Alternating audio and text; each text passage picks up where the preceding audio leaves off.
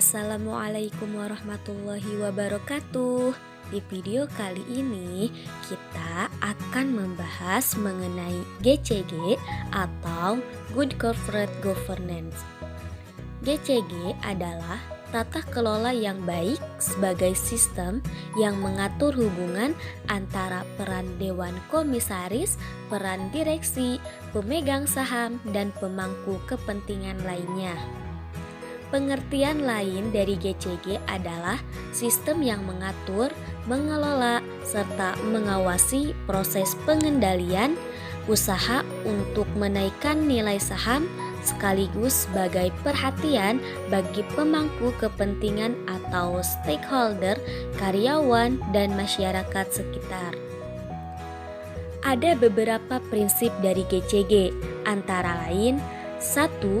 Transparansi adalah kewajiban para pengelola untuk menjalankan prinsip keterbukaan dalam proses keputusan dan penyampaian informasi. 2. Akuntabilitas adalah para pengelola berkewajiban untuk membina sistem akuntansi yang efektif untuk menghasilkan laporan keuangan yang dapat dipercaya.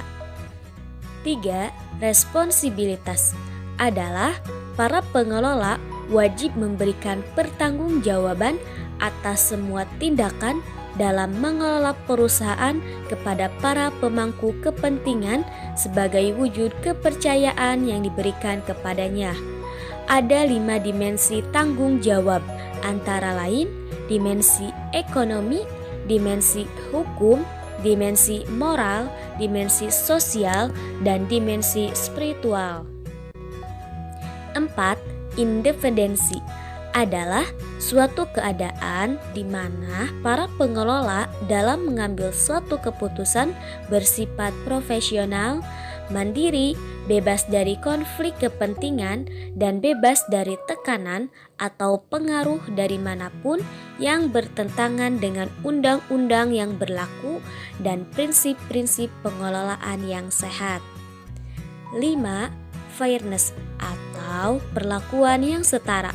Prinsip ini agar para pengelola memperlakukan semua pemangku kepentingan atau stakeholder secara adil dan setara. Selanjutnya, tujuan GCG. 1. Mencegah dan mengurangi manipulasi serta kesalahan yang signifikan dalam pengelolaan organisasi. 2. Menciptakan nilai tambah bagi semua pemangku kepentingan. 3. Meningkatkan kinerja organisasi. 4. Meningkatkan upaya agar para pemangku kepentingan tidak dirugikan. Manfaat GCG.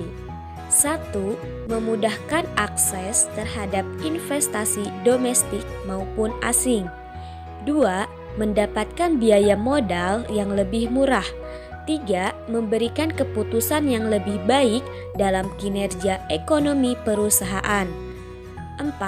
Meningkatkan keyakinan dan kepercayaan dari pemangku kepentingan terhadap perusahaan. 5. Melindungi direksi dan komisaris dari tuntunan hukum. Kesimpulannya, Good Corporate Governance merupakan hal yang sangat penting bagi perusahaan. Dengan semakin berkembangnya perusahaan-perusahaan yang ada di Indonesia dapat dijadikan sebagai indikasi bahwa peran GCG tidak dapat diabaikan lagi.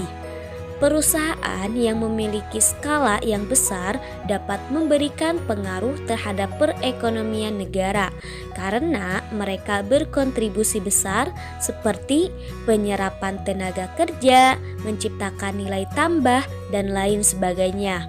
Oleh sebab itu, setiap perusahaan yang ada di Indonesia harus menerapkan prinsip-prinsip Good Corporate Governance dengan serius, karena hal tersebut tidak hanya berdampak positif terhadap perbaikan kinerja internal perusahaan, tapi juga diharapkan dapat mempengaruhi perkembangan ekonomi nasional. Sekian, terima kasih atas perhatiannya. Salam dari kelompok 1.